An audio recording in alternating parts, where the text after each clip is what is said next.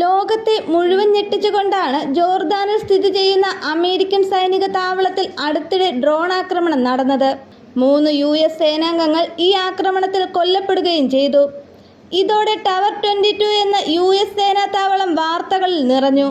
ഇത്തരത്തിൽ തങ്ങളുടെ രഹസ്യ സൈനിക താവളങ്ങൾ ശത്രുരാജ്യങ്ങൾ ലക്ഷ്യമിടുന്നുണ്ടെന്ന് മനസ്സിലാക്കിയ അമേരിക്ക ഇപ്പോൾ പുതിയ നടപടിയുമായി എത്തിയിരിക്കുകയാണ്.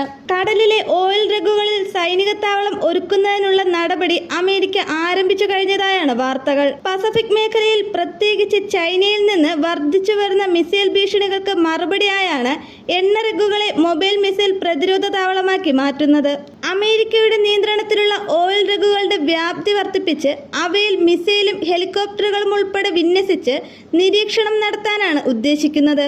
കരയിൽ നിന്ന് നിശ്ചിത ദൂരത്തിൽ പ്രവർത്തിക്കുന്ന റിഗുകളിൽ തങ്ങുന്ന സൈനികർക്ക് കരമാർഗവും വ്യോമമാർഗവും കടൽ മാർഗവുമുള്ള ആക്രമണത്തെ വേഗത്തിൽ തിരിച്ചറിയാനും പ്രതിരോധിക്കാനും സാധിക്കുമെന്നാണ് പ്രതീക്ഷിക്കുന്നത്. 500-ലധികം ചെറു മിസൈലുകളും 100-ലധികം വലിയ മിസൈലുകളെയും ഇവിടെ വിന്യസിക്കാൻ ശേഷിയുള്ള തരത്തിലാണ് ഓരോ കേന്ദ്രത്തിന്റെയും നിർമ്മാണം നടത്തുക.